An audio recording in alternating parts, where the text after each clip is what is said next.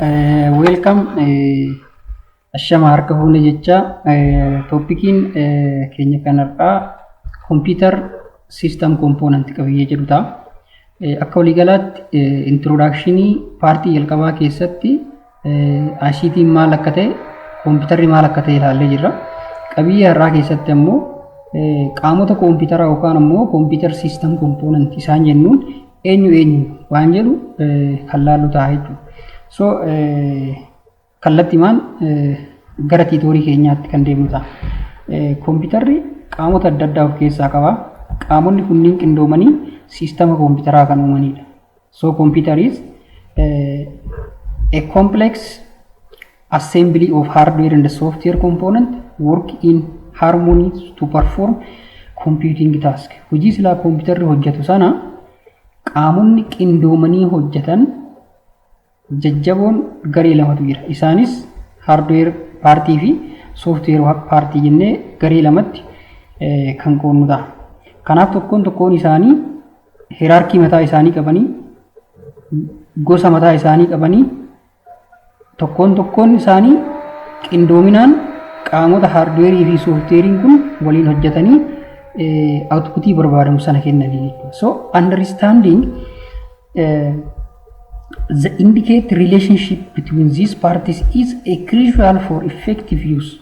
So qindoominni tokkoon qaamota kana hojii cimaa computerri akka hojjetu kan gargaaranidha jechuudha. So isaan kunniin qaamota siistamaa tokkoon isaa hardwarein tokkoon hardware qaama computeraa interlinkeejii mataa isaa qaba. Tokkoon hardware qaama computeraa kun akka waliin hojjetuuf ammoo software hardware computeraa kana kan ajaju, kan to'atu, maal akka computerri hojjetu kan itti himutu jira jechuudha. So kanaaf akkuma asirratti ilaaltan suuraa kanarratti tokkoon qaama computeraa asirra jiru system unitiin, monitorri, keyboardiin, mausiin, power supplying keessa system unity componentiin jiru, kan ala system unity jiru, peripheraalii fi internal componentiin hundumti isaaniitu qindoomanii maal uumanii computer systemii uumanii jechuudha. Computer systemiin uumame kun ammoo waliin hojjetuudhaaf softwareewwan adda addaa, driver software adda addaa, utility adda addaa isaan barbaachisa. Tokkoon hardware kun ammoo communicationii isaan gidduutti uumamuudhaaf communication channel adda addaa isa barbaachisa. Hariiroon isaanii akkami waan jedhu sana bal'inaan kan laallu ta'a jechuudha. Kanaaf akkuma asirratti isinitti mul'ataa jiru monitara yookaan ammoo iskiriina monitaraa kanarratti appilikeeshiniiwwan yookaan ammoo sooftiweeriiwwan computeraa hedduun isaanii asitti mul'ataa jiran. Tokkoon sooftiweerii kana akka waliin hojjetu qaamni computeraa yookaan ammoo siistamni computeraa kun interlinkeejii ta'uu qaba jechuudha. So hariiroon interlinkeejii isaanii kana karaa kamiin ibsuu dandeenya? Computer is a system. System is the integrations of different components those work together to meet the same goal. System jechuun ammoo qindoomina qaamota adda addaa, gurmaa'insa qaamota adda addaa kan tokkoon isaanii interlinkeejii ta'an, hariiroo fi walitti hidhamiinsa kan qaban, akkasumas waliin kan hojjetan to perform system operation. Operationii computerri hojjetu sana galmaan gahuudhaaf tokkoon isaanii kan waliin hojjetan ta'uusaa beekuun barbaachisaadha. Parts of computer gaafa jennu hardware of keessaa qaba, hardwareewwan gosa adda addaa of keessaa qaba, softwareewwan gosa adda addaa kan of keessaa qabu ta'a jechuudha. So tokkoon isaanii qindoomina qaama kanaatu computer device jedhamu kana electronic machine computer jedhamu kana kan nu kennu ta'a jechuudha. Fakkeenyaaf isaan keessaa muraasni isaanii asitti taa'eera jechuudha. Computer keessa monitor, speaker, processor, mouse, CPU, printer. So tokkoon sistema kana iddoo tokkotti connect ta'ee maal nu uuma komponentii asitti ilaalaa jirru kana system unity kana kan nu uumu ta'a jechuudha. Kan nu uumu ta'a. So just qaamonni kunniin computer part yookaan ammoo computer system isaan jenneen kana garee lamatti qoodne akkuma gara jalqabaa irratti kaase. Inni jalqabaa hardware party. Hardware party jalatti gareewwan adda addaatu jira. Input device hin jira, output device hin jira, storage device hin jira, communication channel hin jira. Communication channel jalatti waa lama laalla, data cable fi power cable laalla. Qaamota kanniintu walitti hidhamee maal uuma? Hardware parts of the computer system isa jennuun sana kan uumu ta'a jechuudha. Qaamonni asitti ilaalaa jirru kun qindoominni isaanii walitti hidhamiinsi isaanii maal uumanii hardware parts of the system isa jenne sana kan uumu ta'a jechuudha. So input devicein eenyu waan jedhu kan laallu ta'a. Output devicein eenyu waan jedhu kan laallu ta'a. Storage devicein eenyu communication channel garee kana lamaan jalatti data cable fi power cable jalatti eenyutu jira kan jedhu sana bal'inaan kan laallu ta'a. Itti aansee qaamota kompiitaraa paartii lammaffaa jalatti kan laallu software party. Software party jalatti system software ni laalla. System software, driver software, application software, utility software. Tokkoon isaanii gadi fageenyaan kan laallu ta'a jechuudha. So isaan kunniin qindoomanii maal uumani software parts isa jenne sana. Software party fi hardware party kun immoo walitti qindoomanii maal uumani computer system kan uuman ta'a jechuudha. So computer party bakka lamatti qoodama.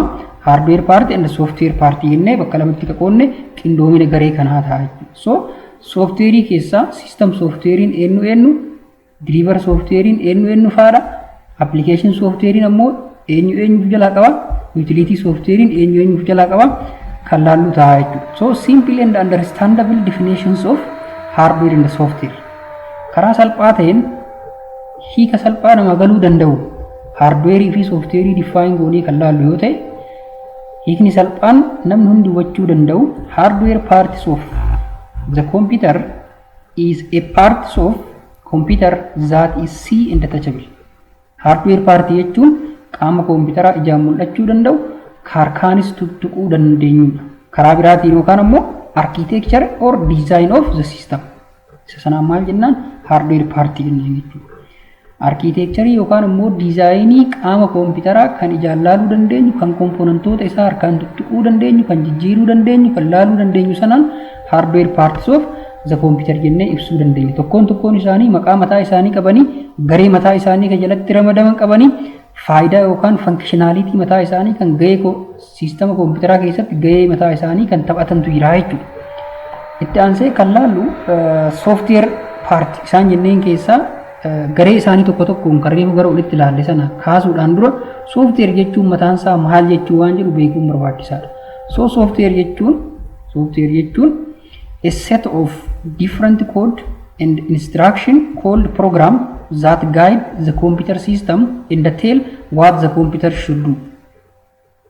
Software jechuun koodiiwwanii fi instructionoota yookaan ajajoota adda addaa kan iddoo tokkotti biilti ta'anii program jedhamanii kan waamaman akkasumas kompiitarri maal akka hojjetu kan itti himanidha yookaan ammoo kompiitara kan to'atanidha jechuudha. Eenyu software. Software jechuun a set of different code and instruction that called program that used to guide the computer system and tell what the computer should do. Computerri maal akka hojjetu kan itti himu akkasumas computer kan ajaju guide kan godhu software computerati jechuudha. Kanaaf so program is what a motor behind this the hardware.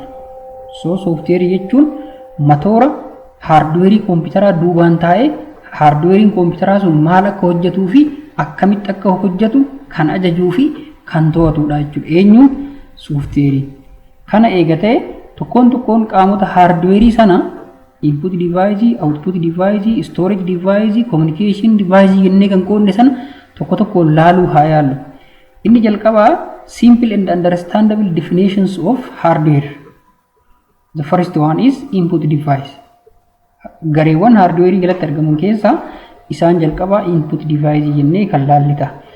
Input device is a part of computer hardware used to input instruction from the user to the computer. It is make user talk to computer by using input device.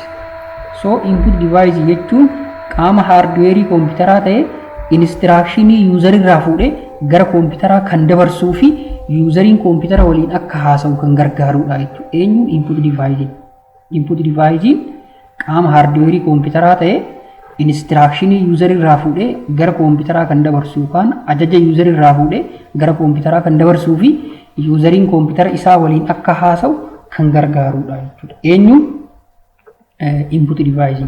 Fakkeenya input device keessaa maawuzii ilaaluun ni danda'ama. kiiboordii ilaaluun ni danda'ama, iskaanara ilaaluun ni danda'ama. Fakkeenyaaf lamaan kan asirratti keenye malee baay'ee isaaniitu jira jechuudha. Baay'ee isaaniitu jira. Akkuma sana garee hardweerii keessaa output device isaan jedhamantu jira. Output device jechuun qaama hardweerii kompiitaraa ta'e, it is the hardware parts of the computer system used to display instruction output. Qaama kompiitaraa hardweerii ta'e instructionii yookaan ammoo waan kompiitarri hojjete sana useriidhaaf display godhee outputii useriidhaaf kan kennudha jechuudha. So inni hojiin isaa inni guddaan maali? It is make the computer back talk to the user. Kompiitarri deebi'ee userii waliin akka haasa'u yookaan ammoo waan useriin hojjete sana kompiitarri deebi'ee userii sanaaf akka agarsiisu yookaan akka display godhu kan gargaarudha jechuudha. Eenyu? Output device. Fakkeenya isaanii monitor laaluu dandeenya jechuudha. Monitor laaluu dandeenya. Qaamota hardweerii garee sadaffaa laaluu kan dandeenyu storage device dha. Storage device.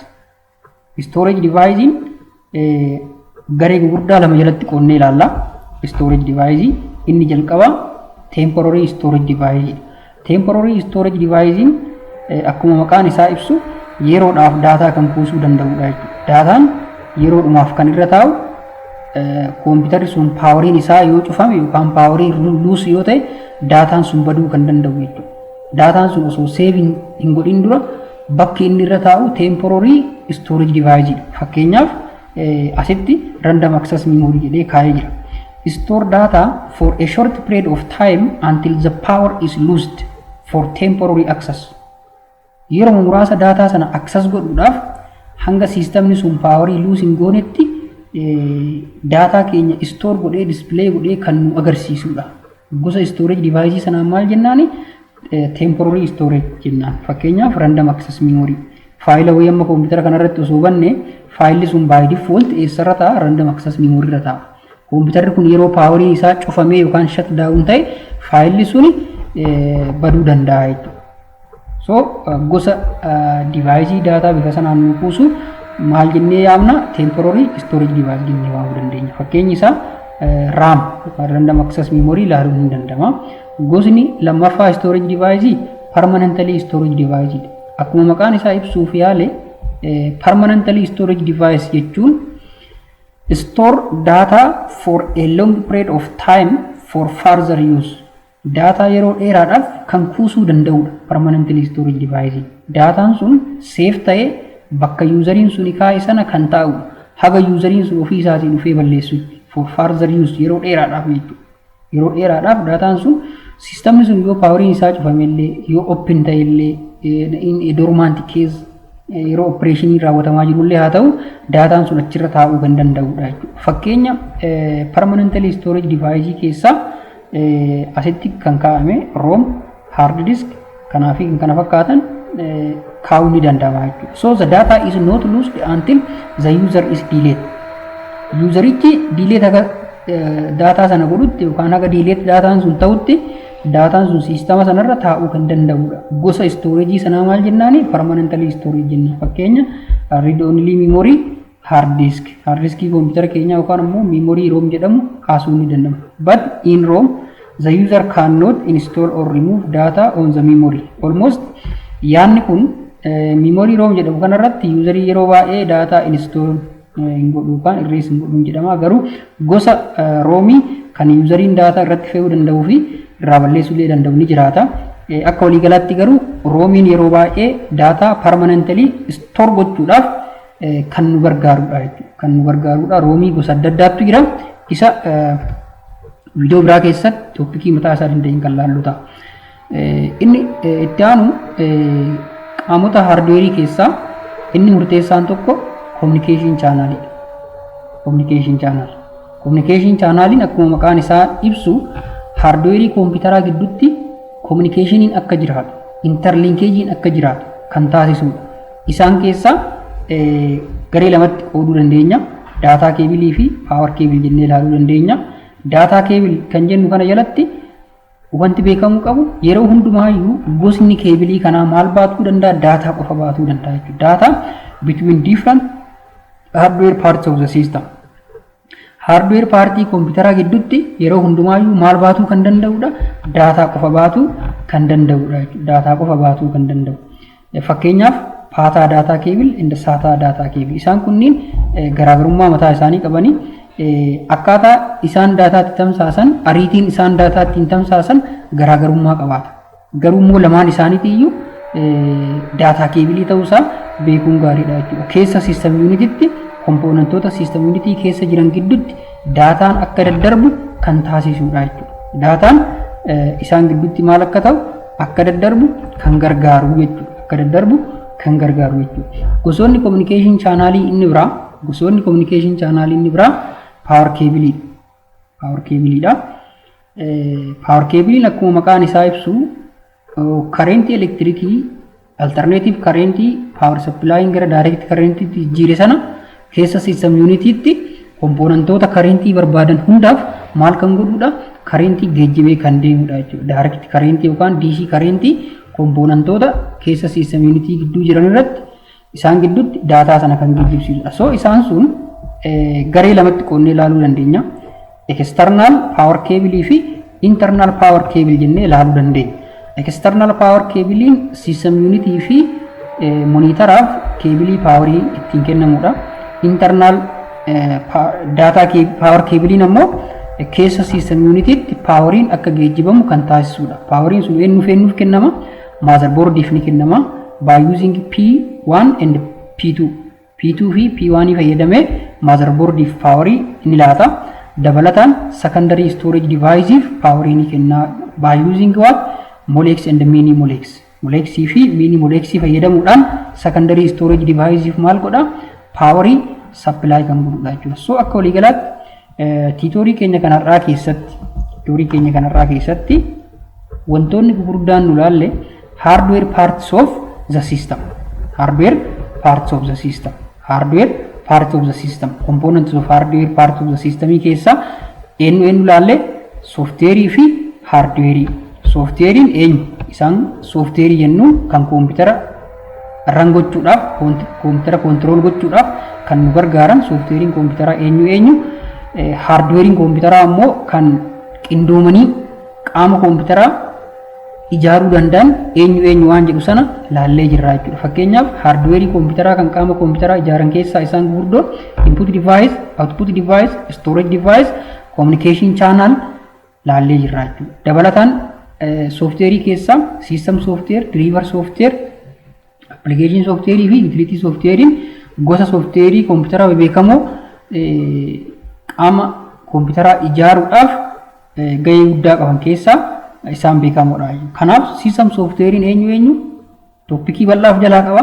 Driver software, application software, utility software viidiyoo mataa isaa danda'een kanatti aansee viidiyoo itti aanu irratti ilaaluu dandeessanii jechuudha. So amma introductioniidhaaf qabiyyee kanneen ilaallee jirra jechuudha.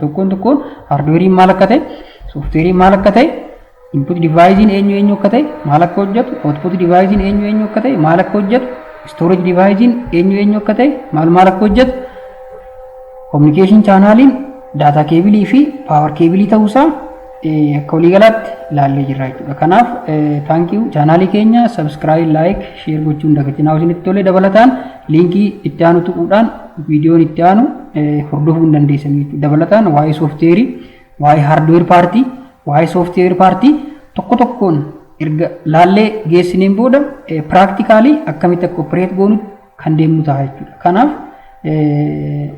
channelii keenya yeroo hundumaayyuu viidiyoon yeroodhaan gadhiifamu akka isin bira ga'u mallattoo bilbilaa san cuqaastanii laaluun dagatinaa.